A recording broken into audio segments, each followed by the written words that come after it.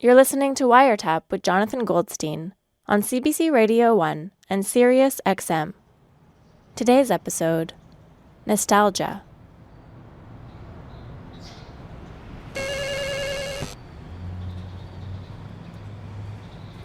Yep. Hi there. My name is Jonathan Goldstein, and I used to live in your apartment. Okay. This might sound kind of odd, but I was kind of wondering if maybe I could just take a look at the old place. Yeah, I gotta be honest, I'm a little busy right at the moment. It's just that I haven't seen the place in like 15 years, you know?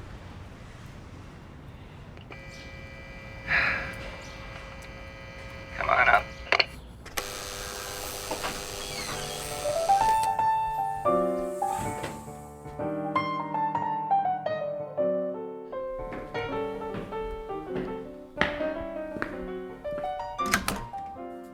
Hi. Hi. Oh, look at this. Come in. I'm on deadline and I have a lot. Wow, it's like stepping into a time machine or something. The sink and you still have the same refrigerator as I had. Yeah. Yeah. I used to have a lot of magnets on mine. Did you? I remember it being bigger. Isn't that funny? It's a studio apartment in East Village. And I see it's beige now, huh? They're walls. You see, I used to keep a chair right by that window over there. I used to spend many hours reading in that chair and just kind of looking out the window. You have a table there now, eh? Yes. Yeah, it made more sense to have a chair there. Would you mind if I just took a quick look in the bathroom before I left? Look in the bathroom? Sure. Okay, Look great. in the bathroom. Okay, then I'll get out of here. Thank you for indulging me.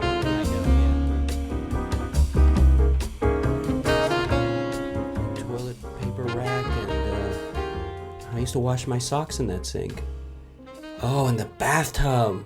See, that was one great thing about this place. A real old-fashioned, big bathtub.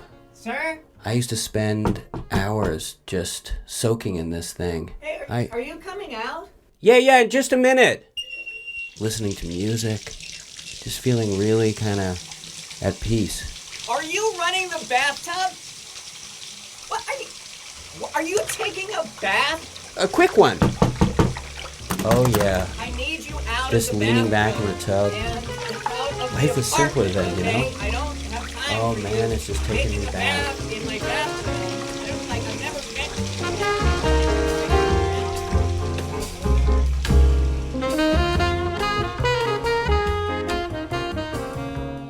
Where does nostalgia come from, and why is its pull so strong?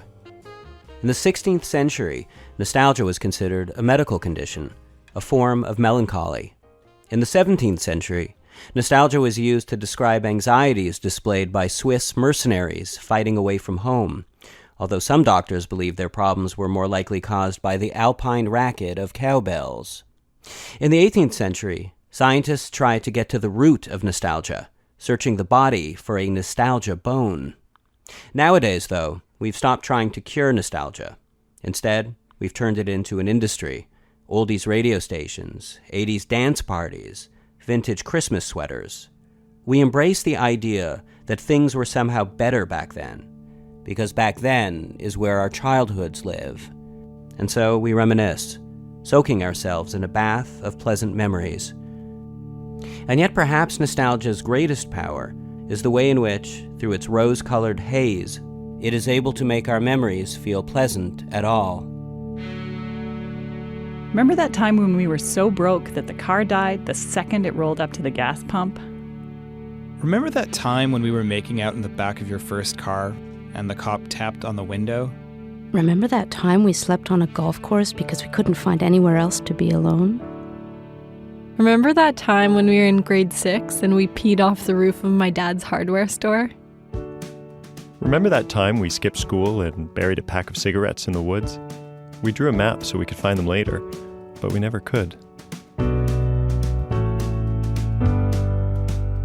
Remember that time when we were kids and Dad pretended to get attacked by sharks in front of the lifeguard?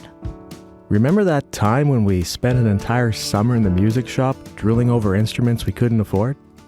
Remember that night we broke into the school swimming pool and all you did was complain about how cold your nose was? Remember that time when we bought all the pumpkins on clearance after Halloween and broke into an old warehouse just to throw them off the roof? Remember that time we got stuck in that massive thunderstorm miles away from my car and I had left the windows down? Remember when we were inseparable? Because I do.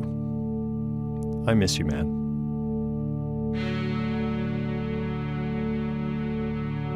Remember that time when Dad yelled, "Hold on to your ice cream, kids"? Remember that time we were in San Francisco for Gay Pride? Remember that time when we went to a drawing Remember that time you tutorial? tickled me so hard I accidentally punched you in the Remember face? that time when you performed a poor man's version of the Nutcracker? Remember that time when we reminisced all afternoon about the good old days?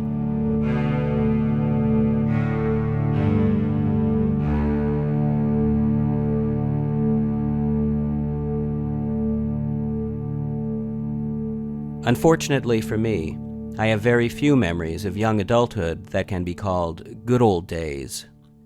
In fact, there's really only one I can think of. My friend Howard and I still refer to it as the good old day. And every so often we talk about it, to assure ourselves that we did not waste our youth entirely. And every time we reminisce, it gets rosier and rosier. It was in our early 20s that Howard worked as a bouncer at a club called the Double Deuce, and he was maybe the worst bouncer the world had ever seen. Although he was a big, strapping lad, he was too soft-hearted to ever shove anyone around, or even be verbally impolite. If someone refused to leave after he'd asked them really nicely 6 or so times, he'd simply slide their chair, them still sitting in it, over to the exit, apologizing all the while. I'd been hanging out at the Deuce all night, keeping Howard company by the door, and now that it was closing time, the 2 waitresses who worked there, Solange and Louise, were hungry. They said Howard and I should take them out for food and drinks. Solange was sweet on Howard and was always trying to get him to come over. She'd do it in ways she thought were crafty, like she'd never ask him to come over directly. She had a cat named Monsieur Magie, and she'd say things like, "Magie say, I miss you."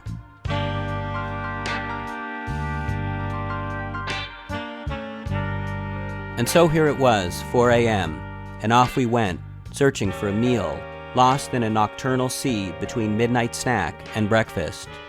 It seemed like the only place such repast could be found was someplace far off and exotic, where people partied all night and knew how to enjoy life and youth.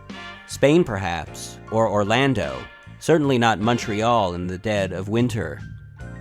But Louise said she knew a place, a Venezuelan restaurant that was open until 5 a.m. We walked down the street, arm in arm, like showgirls, taking up the whole sidewalk and not caring. I remember feeling unstoppable, like for once, the world really was my oyster. And not the kind that gives you food poisoning, but the good, expensive kind that you eat with champagne. At the restaurant, I ate goat and drank whiskey, and flirted with Louise. We had much in common. We both loved Scorsese films, Steely Dan, and that stuff that turns toilet water blue. Because I was so tired, every so often I'd feel my head collapse onto my shoulder, and then I'd snap awake. One time, to my great joy, I came to as I felt Louise's hand slide into mine. But eventually I must have fallen asleep entirely, because the next thing I knew, I was being carried out over Howard's shoulder as he wound his way through the tables, apologizing to the waitstaff all the while.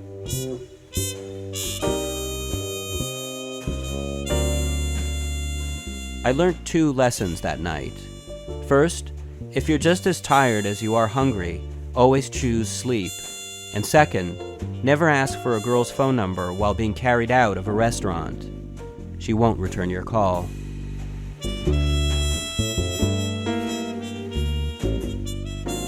As I wax nostalgic these years later, I remember that night as one of the greats. I remember the food as being the best I'd ever had. I remember Louise as being a great beauty, and the instant chemistry we had, intense. But really, it might have just been the whiskey. Who knows? And do I really want to know? We like the past shrouded in a certain romance. Maybe that's all nostalgia is, a romantic veil. Well, Kirk Damaris decided it was time to pull the veil off. Remember those ads in the back of comic books from the 60s, 70s, and 80s? The mail-order ads that promised instant muscles, the power of hypnosis, plants that could eat hamburger meat, and glasses that could see through flesh.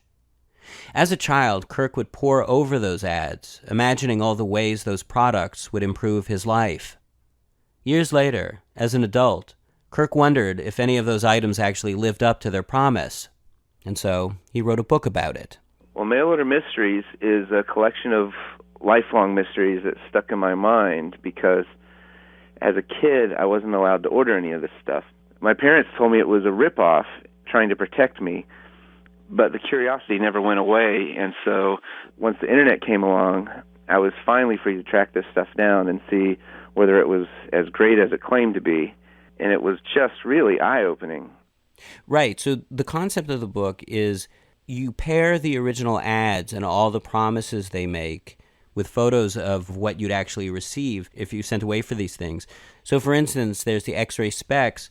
In the ad, you see this cartoon of like a rather lascivious, perverted sort of man drooling and looking through a woman's dress at her naked body beneath. Yes. And then there's someone else looking through his own hand to see the bones. So what were the actual X-ray vision glasses like in reality? Yeah, they are these cardboard frames, and they actually have bird feathers inside the lenses. And when you look through the bird feathers, it creates these two sort of offset images, and where the images overlap, it's a little bit darker, so there's kind of a halo effect. And so if you use your imagination, that darker portion, can resemble the bones in your hand or even, the silhouette of someone's body. But obviously, no bones or visible nudity. That's the huge letdown. Yeah, disappointment seems to be a running theme throughout the book. Absolutely. Like, I remember being really fascinated by the Moneymaker as a kid. Like the one where it says you put in a blank piece of paper and you turn the knob and out comes a dollar bill. I mean, it can't be possible, and yet there's something so alluring about it. Yeah, I agree. It's a great gimmick, and that's that one in particular. They would often sort of forget to mention that this is an illusion, and they would forget to mention that you have to supply your own real dollars. Yeah. I mean, many of the ads would just say, makes real money that you can spend, and that was it. Yeah. And that was one that I was really, really curious about, and just could not understand, how you could buy this thing for 98 cents. And my plan was to buy that and then just make enough money to get everything else in the ads. But I didn't go that far. Right. Another famous one that a lot of people recognize is what's called the You Control Ghost. It just sounded like the greatest thing, a great way to scare people, because it talks about how it darts and dances and you can secretly control it from, 50 feet away. But it's probably one of the most notorious as far as being a letdown, because what it actually is, it came in an envelope. Everyone was expecting a big box, but your first clue is that it's this thin envelope, and inside it contained basically a trash bag. It was a big piece of vinyl and a balloon and some string. And the idea is that you inflate the balloon and you kind of wrap the vinyl around it, and that's the body. And then the remote control is the string. So how does it make you feel to shed light on how lame all this stuff actually was? There is a feeling of victory of just revealing this, shedding light on this to the world, because there are a lot of adults who felt like they missed out on things like this, and I get to show them, no, you're okay if you didn't manage to get the You Control Ghost or the Sea Monkeys, and it may be for the best. And so in retrospect, do you think your parents did the right thing in protecting you from that disappointment? Yeah, they saved me from disappointment, and they kept this mystery alive. There's such a value in mystery, and I have a son, and I show him these ads and things like that. And even though sometimes I'll show him what the items are, he almost ignores that. I mean, he wants to delve into the fantasy. You're buying superpowers, you're buying revenge and glory. Right, but I mean, of course, nowadays he could just go online and read the product reviews for all these things and save his money. It's kind of like the illusion has been destroyed. Do you think something's been lost in that? Yeah, I mean, I guess a part of me wishes we still lived in that world when all this incredible stuff was just a mail order away. Even if in the end it all turned out to be a scam, we got to grow up in a time when anything seemed possible. Yes, anything was possible. Even a real live monkey delivered right to your door for only $13.95. That was an actual comic book ad. And to me, it was probably the most amazing ad of all. I was always curious about what one of those monkeys would be like, and who would actually buy one. It wasn't easy, but after much searching, I managed to track down someone who actually did buy one back in the day. His name is Jeff Tuthill. I was 15 years old, and I believe it was either 1969 or 1970. And at that time, I was a big fan of Marvel Comics, Spider-Man especially.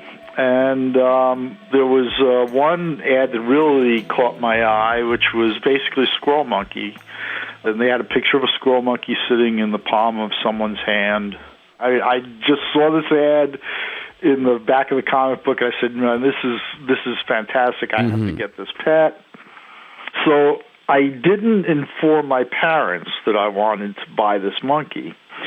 So I actually had it delivered to a friend's house who lived around the block. My father's brother was over with his wife talking in the kitchen, and my friend calls and informs me that the monkey had arrived. And how did you feel at that moment? I was very excited. So I got on my bicycle and pedaled over to his house, and there was a Ria Air Express truck there, and I received the monkey. And it was actually kind of cruel how they shipped it. Delivered in a box with a little chicken wire window in it. And just like that, and they would just dump it. And do you know where the monkey came from? Yeah, I found out afterwards. It came from Florida, so it was probably 2 days in transit. Wow. Now, I knew nothing about monkeys, okay? I bring the monkey home. I sneak it into the basement because I had a lot of other pets in there, gerbils, hamsters, etc. So I put the box inside an unused rabbit hutch, which opened from the top. Open the box up, and of course the monkey jumps out immediately like a jack-in-the-box, probably dying of thirst. So I open the cage again to give him some water, and he leaps out of the cage, so I grab its tail, which I learned never to do again. It fell back on my shoulder and went down my arm like a drill press, biting its way down my arm, breaking flesh with every bite. Oh, my God. Literally like a drill press or a sewing machine, if you will. I'm in immediate shock. I grab the monkey with my free hand by the back of the neck, throw it in the cage. It's screaming. My father finally comes to the basement door with all the noise and goes, "Jeffrey, what are you doing to that rabbit?" I go, "It's not a rabbit. It's a monkey, and it just bit the hell out of me." And they took me to emergency. I took 20 stitches. Wow. I expected the ability to have this thing sit in the palm of my hand like it was in the photograph in the back of the comic book. But certainly not upon purchase. But anyway, the monkey turned out to be a great pet. Named him Chipper. And, I was able to train him not to bite people. It was a lot of fun raising that monkey as a pet. At one point in our conversation, I asked Jeff if he misses those days when a 15-year-old kid with a $20 bill could send away for a monkey. And he says sure, there was something magical about those times. And yet something tells me the monkeys might not look back on things so fondly. Which makes me wonder, Are humans the only creatures who feel nostalgic? Those salmon who swim upstream for hundreds of miles simply to breed where they were born. Maybe they too are merely feeling nostalgia. But it's one thing to remember the past, and quite another thing to try and return to it. John, can you call me back? It's not the best time for me right now. I'm just kind of in the middle doing a little workout. Howard, you just called me. What? You just phoned me, Howard. One second, let me just do one more. 500. Whew. Gotta get in shape, gotta keep in shape. It's a requirement of my new business. What, breathe it out. What is this, new business? Instead of me telling you, why don't you let me show you? When are you free? Do you need a lift someplace? What are you, a cab driver now? No, I'm not a cab driver. Mm-hmm. It's just, to be honest, it works a lot better in action than for me to describe Howard, it to what you. are you doing? I piggyback people as a mode of transportation. Piggyback with transport, we are more intimate than the rickshaw, more ecological than a taxi or a bus. Now, Howard, when you say that you piggyback ride people... See, already your tone... No, because I don't think I'm understanding properly. You mean like a piggyback ride? Yes. Like what, a dad would give to a kid? They wrap their arms around my neck, and I hook my arms around their legs, and it's fun, and it's playful, and it's youthful, and it's healthy. Mm-hmm. Let's say you're a businessman, okay, and you're Okay. you're stuck in a terrible traffic jam. You're trying to get to work, Mm-hmm. and you're stressed. You call my service. I piggyback you to work. It's fun for the businessman, Oh, and at yeah. the time of stress, Uh-huh. he could get in contact with his inner child. That truly might be the stupidest thing I've ever heard. You see, right away you pop that balloon. I am just... When was the last time you were piggyback ridden? A quality piggyback. I don't... When I was like 7 years old and I weighed 70 pounds, Howard... Okay, was it fun? Did you enjoy it? I did because I was a child, Howard. You're going to rupture yourself. I have a trust and I'm fine, okay? A trust. And by the way, just for the record, last time you were piggyback wasn't when you were 7 years old. It was at the last CBC Christmas party, and I was called by your employers and I had to get you home. So just keep that in mind. That is not true. My That is a concern is bald-faced for lie. my patrons. That is the Chakowitz guarantee. The big pig is called, the whole hog.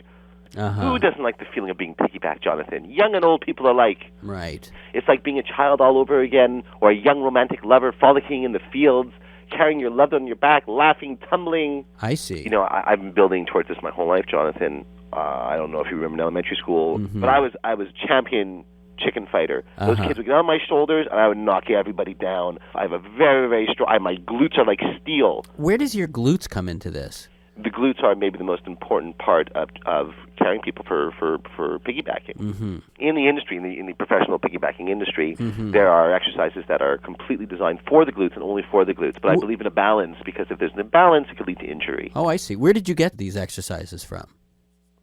There are several books, and there's a professional piggyback website. Really? What's the URL? You wouldn't be able to find it. I'm right in front of the computer right now. I'll look No, it up. it's based out of Poland. It's the World Wide Web. Anyway, just to say, there's more to it than you think. If a visiting dignitary should be in town, for example, Uh-huh. I can also strap on a chair to my back, without So wait a a second. saddle. Wait, you're saying that if the Duchess of York should find herself in Montreal, you would pick her up at the airport with a kitchen chair, electrical tape to your back for her to sit on? Yes, I think she would probably prefer that, and that's what she's probably used all right. to. Well, Howard, first of all. I wish you the best of luck with that. And Well, thank you. I'll talk to you later. Listen, the reason I was calling, by the way, I thought I called you.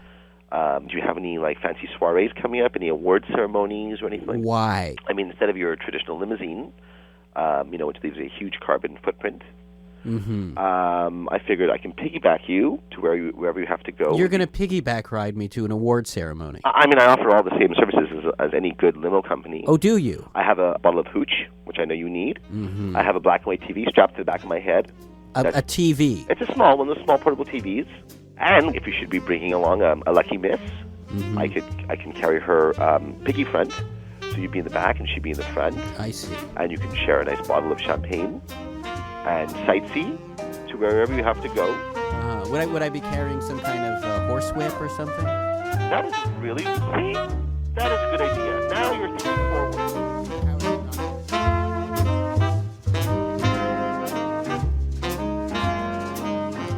On Wiretap today, you heard Shawn Cole, Jeff Tuthill, Howard Chakwitz, and Kirk Damaris, author of Mail Order Mysteries.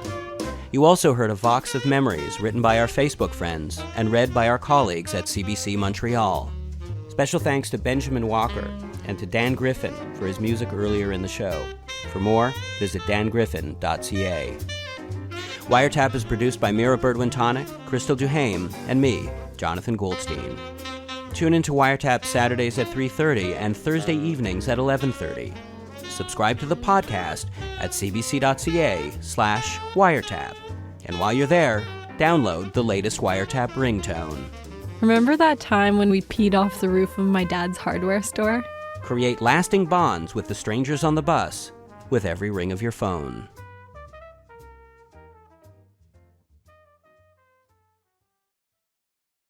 For more CBC podcasts, go to cbc.ca/podcasts.